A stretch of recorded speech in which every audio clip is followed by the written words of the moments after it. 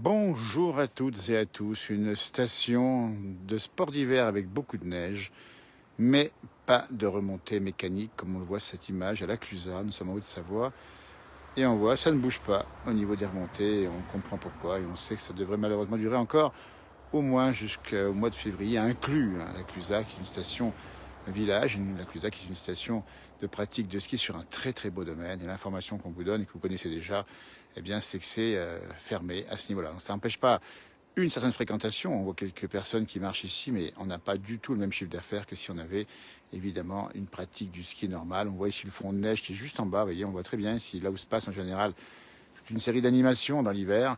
Là, ici, il y en a quelques-unes. On avait vu le feu d'artifice 31 décembre dernier, mais pour l'instant, il n'y a pas tellement de monde. La Clusaz, station de sport d'hiver, du côté d'Annecy, pas loin évidemment des grands domaines, enfin en tout cas nous sommes de Savoie, pas loin du Chamonix, pour ceux qui ne connaissent pas forcément. Et la Clusaz, pour information, et vous le savez bien sûr, est donc arrêtée. Alors on a fait un peu l'enquête, on a mis un peu l'enquête au niveau des gens d'ici. On en a voir ce nombre de personnes qui nous ont bien dit que c'était quand même triste, évidemment, et on comprend pourquoi. Et surtout la fin de l'espoir d'ouvrir en février qui aurait pu sauver la saison. On a vu des gens malheureux quand on leur a demandé comment ça se passe, souvent en chômage partiel, bien sûr, pour la plupart des travailleurs saisonniers. Et c'est ceux qui s'occupent évidemment du domaine skiable. Donc c'est pour ça qu'on vous montre cette image assez étonnante. Nous sommes, on le dit bien, au mois de janvier, avec beaucoup de neige, et il n'y a pas de remontée mécanique qui fonctionne. On voit un pylône ici avec un télésiège qui est désespérément pendu ici. Et on voit finalement, ça ne bouge pas. Et pour cause, c'est bien sûr interdit évidemment de faire fonctionner ces remontées mécaniques. Ça donne une ambiance très singulière aux stations des Alpes en général, mais pas que des Alpes. Il y a aussi le Massif central qui est dans ces mêmes conditions-là. On voulait vous le montrer avec une neige qui atteint pratiquement le mètre au sol. Ici, c'est incroyable, vous voyez. Et ça veut dire que, voilà. Donc si vous connaissez la station, vous la retrouverez cette image. Ici, on est vu d'en haut. Ça, c'est le cœur du village. Un village qui vit bien, qui est animé, avec autour de sa belle église ici.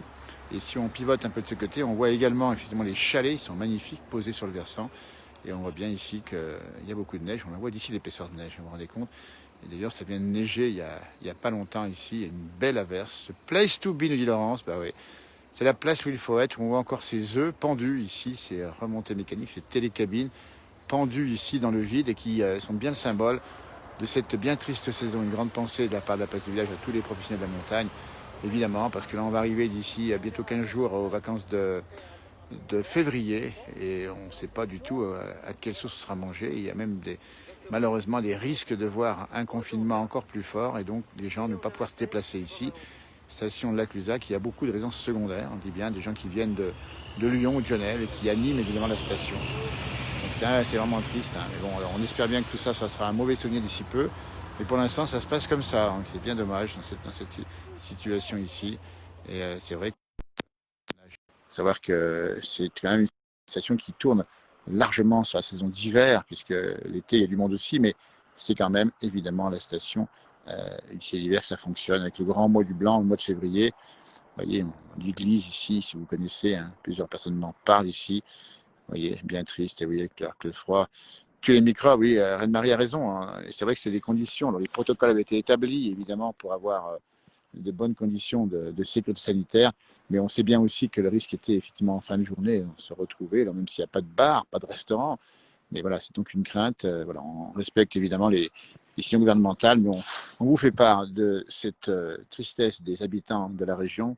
On en a vu plusieurs. C'est une belle vue sur le champ Giguet, à raison Michel. Il connaît bien l'endroit ici, qui est donc ce front de neige où il y a pas mal d'animations, mais pas grand-chose pour l'instant.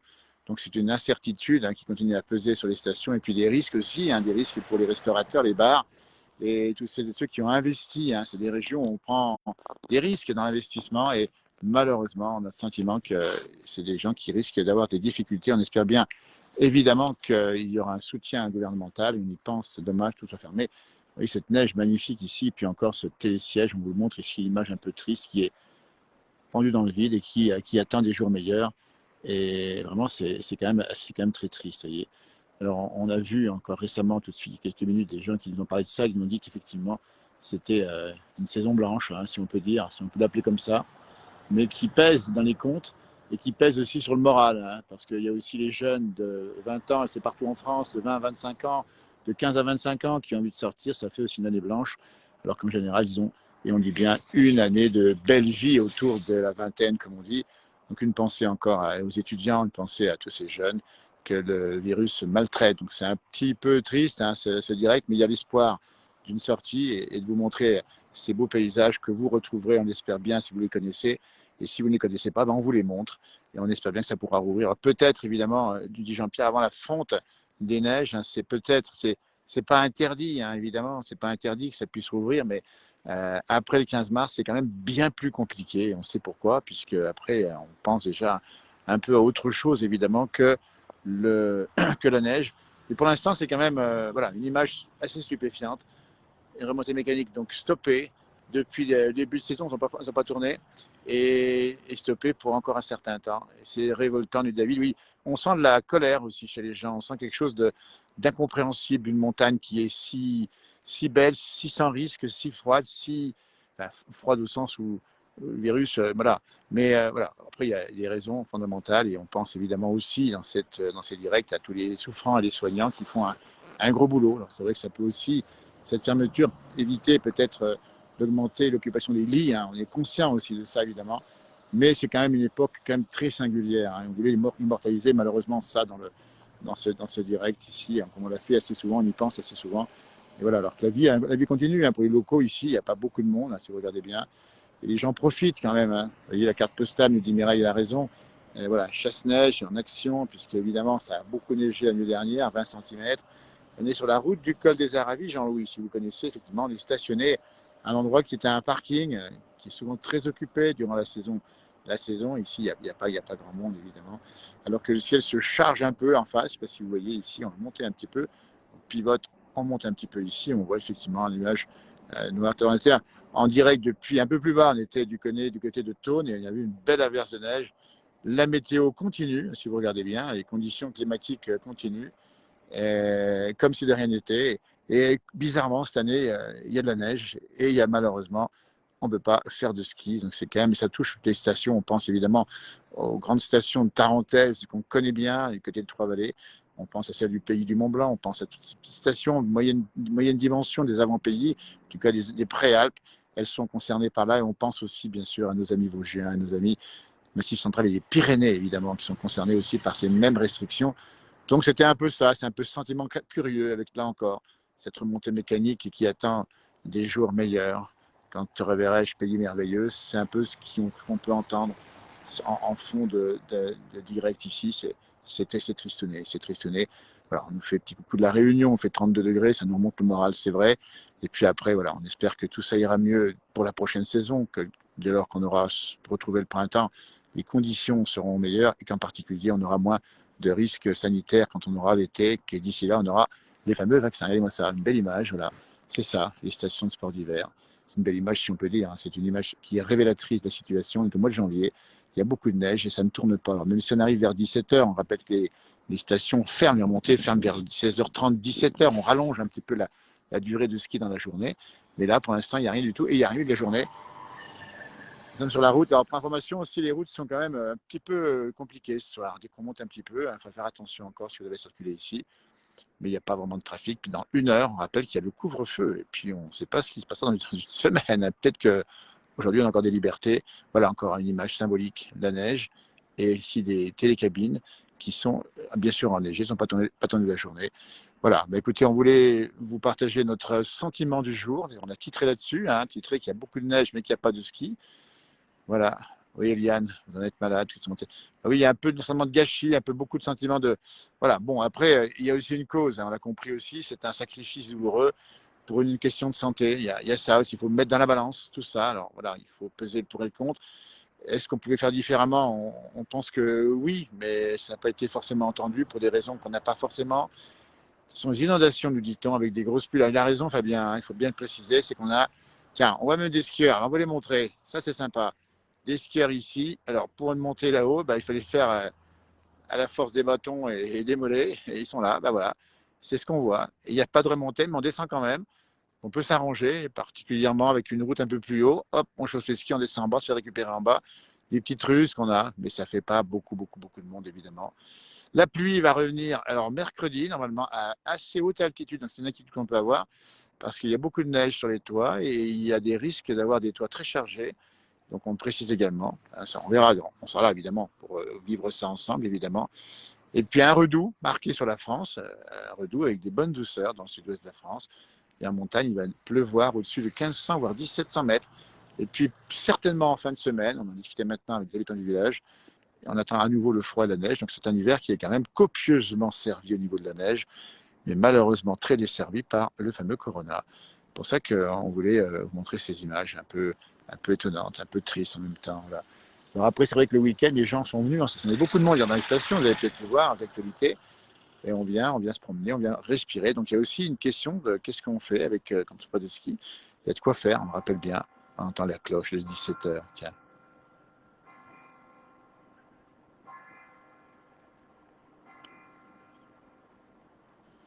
Coucou à nos amis de la Chartreuse en photo et qui rappellent à juste titre qu'on aura de la pluie à 2000 mètres hein, sur les massifs préalpins, Chartreuse, Bauges, Vercors. On va avoir de la flotte assez haut. Alors, ça va gâcher un peu le manteau neigeux. Alors, bon, bah, après, on ne skie pas forcément dessus après, c'est vrai. Alors, après, il y aura encore d'autres séquences et on attend normalement un mois de février plutôt froid et même enneigé selon les prévisions. On va confirmer évidemment tout ça. Nous, on est là, on vous présente ça. Ça fait pas mal d'années qu'on fait des émissions. Ça fait 25 ans, 30 ans qu'on fait des émissions de la place du village en télévision ou en réseau. Et on n'a jamais vu, bien sûr, une telle situation. Donc on est toujours assez ému. Hein. On a parcouru toutes les stations de sport d'hiver, évidemment, depuis très longtemps. On les a vus évoluer, on a vu s'adapter, on a vu transformation, on a vu pas mal de choses. Parfois des fois aussi un peu excessif, c'est vrai, mais en tout cas toujours avec l'amour des gens du pays, de développer, d'animer, de faire vivre ces montagnes pour le plus grand nombre, parce que c'est ça aussi, c'est partager. Évidemment, partager la montagne entre tous. Donc, vous inviter à venir ici. Et si on ne peut pas venir, ben écoutez, nous, on vient à vous avec le système de direct et même de duplex qui est activé si vous souhaitez. La cloche, on vient de l'entendre ici, cette cloche, regardez-moi ça, est formidable. 17h, elle devrait rejouer dans quelques minutes. On va peut-être l'entendre, cette cloche du soir qui va sonner à la dernière heure du jour de l'heure de liberté. Avant 18h, Michel, qui nous fait coucou de Prades et qui nous donne l'information, c'est sympa, il fait 10 degrés à Prades dans les Pyrénées-Orientales. Là aussi, amitié à nos amis pyrénéens qui connaissent les mêmes questions que nous ici. Solidarité. Écoute, Valois, Valois, c'est intéressant parce qu'on y était hier à Valois. Vous avez peut-être pu voir les fameuses sculptures avec Johan Guillermin. On retrouve alors ce soir à 18h30. Il nous proposait, j'imagine, des images des fameuses sculptures de glace. C'est vraiment magnifique. Hein. Il y avait un très joli sujet sur. Ah ben, et la cloche.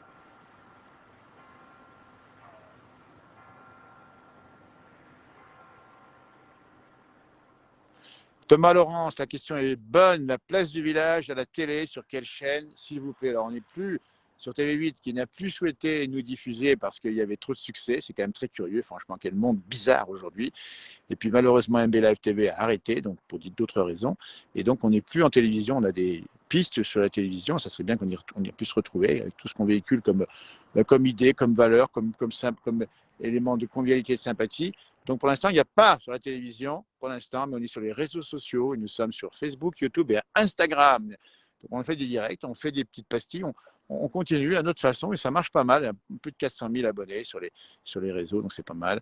Et ça fait super plaisir. Mais on rappelle bien qu'on n'est plus en télévision, malheureusement. Et curieusement d'ailleurs, hein, parce que cette émission populaire au bon sens du terme, ne plaisait pas à certains. C'est bien dommage, mais c'est le monde qui est quand même curieux aujourd'hui. Alors, on continue, on fait notre vie, il n'y a pas de souci. On a plein de choses à vous dire, à vous montrer et surtout donner la parole. C'est notre job. Et voilà, et interdire de donner la parole au peuple, c'est quand même bizarre pour des médias. Ben oui, Richard Tour photo, c'est sympa comme message. Oui, vous avez raison. Alors, on n'est pas dans la polémique, c'est pas l'occasion, puis c'est pas le moment dans ces conditions, évidemment, on le rappelle bien. Mais on n'oublie pas la volonté des populations de nous retrouver.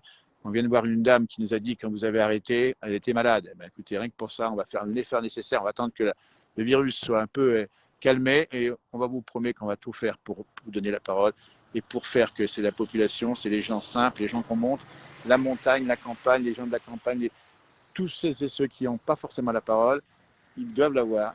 Et on a le sentiment que dans ce monde d'aujourd'hui, il y a des gens qui ne veulent pas qu'on donne la parole à d'autres. C'est un sentiment qu'on a. Mais on ne lâche pas le morceau. Parce que vous êtes avec nous. Et on le dit parce que tout simplement, voilà, c'est des choses simples. Et être populaire en télévision, en réseau social, C'est juste que ça correspond à une demande des populations. Donc, c'est pas compliqué. Ben écoutez, c'était sur ces paroles un peu philosophiques du jour, vous voyez, hein, avec cette thématique d'une station qui est un peu arrêtée, pas qu'un peu arrêtée. Là encore, le soutien de toute notre équipe à toutes les populations qui sont touchées. On reviendra très vite sur ce direct et on continuera à vous montrer le temps qu'il fait. La vie ne s'arrête pas pour autant. On est là avec plein d'espoir et on va tout simplement gagner dans peu de temps sur tous les tableaux. Merci à vous de l'avoir suivi. À tout bientôt. Belle soirée, 18h. On rappelle bien, couvre-feu, 18h30. On dit bien, c'est Yoann Guillermin sur cette même page. Il y aura d'autres posts sur cette page. Il y aura évidemment des directs et dès demain, on continue. Et on ne lâche pas le morceau. On est présent plus que jamais à vos côtés. Et on vous dit merci. Ah ben Hervé qui dit le peuple dit merci.